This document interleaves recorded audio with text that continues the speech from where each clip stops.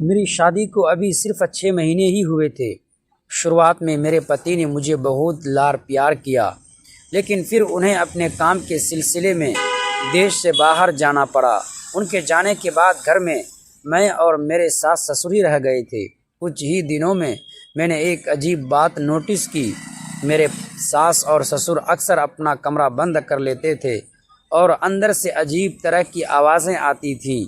दोस्तों, वीडियो में आगे बढ़ने से पहले वीडियो को लाइक और हमारे चैनल को सब्सक्राइब ज़रूर कीजिएगा।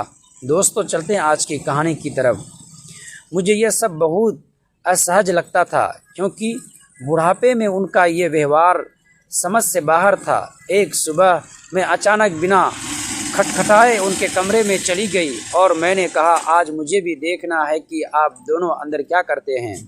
वो दोनों मुझे देखकर हक्का बक्का रह गए, क्योंकि ससुर जी अपने कपड़े ठीक कर रहे थे और सासू माँ के हाथ में एक अजीब सी मैगजीन थी।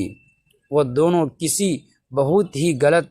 हेलो दोस्तों, आज की इस सनसनीखेज कहानी में आपका स्वागत है। मेरा नाम मीरा है और मैं शहर के एक बहुत ही प्रतिष्ठित और रईस खानदान से हूँ। मैं अपने माता पिता की इकलौती बेटी हूँ। मेरी कॉलेज की पढ़ाई ख़त्म होते ही मेरे घर वाले को मेरी शादी की चिंता सताने लगी। मुझे भी शादी से कोई दिक्कत नहीं थी, क्योंकि हर लड़की को अपना घर बसाना ही होता है। मेरे पापा मेरे लिए हमारे ही टक्कर का एक अमीर घराना ढूंढ रहे थे। रिश्ते तो बहुत आए, लेकिन मेरे पापा को कोई लड़का जच नहीं रहा था। वो हर किसी में कोई न कोई नुक्स निकाल देते थे। मैं भी सोचने लगी थी कि क्या मुझे कभी मेरे सपनों का राजकुमार मिलेगा।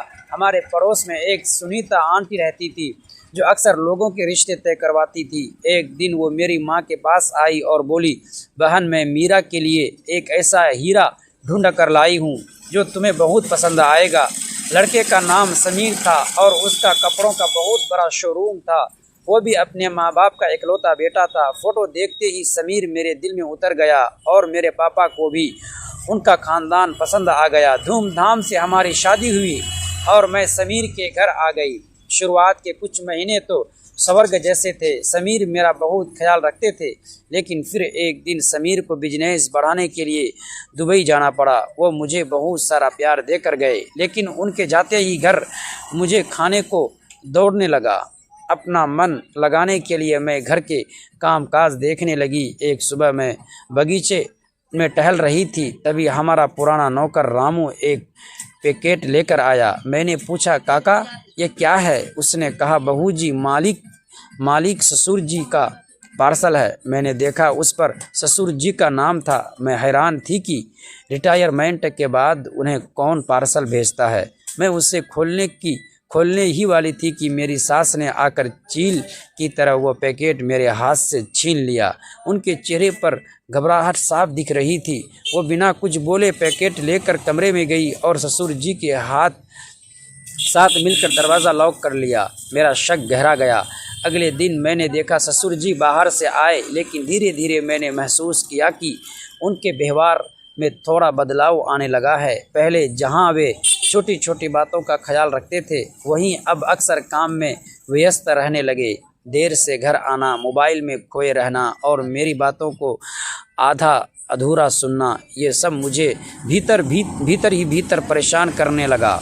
एक दिन हिम्मत करके मैंने उनसे पूछा, क्या मैं पहले जैसी नहीं रही या आप किसी बात से परेशान हैं? उन्होंने पहले तो टालने की कोशिश की, लेकिन फिर धीरे से बोले, नहीं, ऐसी बात नहीं है, बस जिम्मेदारियां बढ़ गई है। मैं चाहता हूं कि तुम्हें कोई तकलीफ़ न हो, इसीलिए काम में ज़्यादा ध्यान दे रहा हूं। उस रात हमने बहुत देर तक बात की। मैंने महसूस किया कि कई बार रिश्तों में दूरी प्यार की कमी से नहीं, बल्कि बातचीत की कमी से आ जाती है। हम दोनों ने तय किया कि चाहे कितनी भी व्यस्तता हो, रोज़ कुछ समय सिर्फ एक दूसरे के लिए निकालेंगे। धीरे धीरे हमारे बीच की गलतफहमियाँ ख़त्म होने लगी। मुझे समझ आया कि शादी सिर्फ प्यार का नाम नहीं, बल्कि धैर्य, भरोसा और संवाद का नाम है। दोस्तों, अगली पार्ट देखने के लिए प्लीज़ चैनल को सब्सक्राइब ज़रूर कीजिएगा।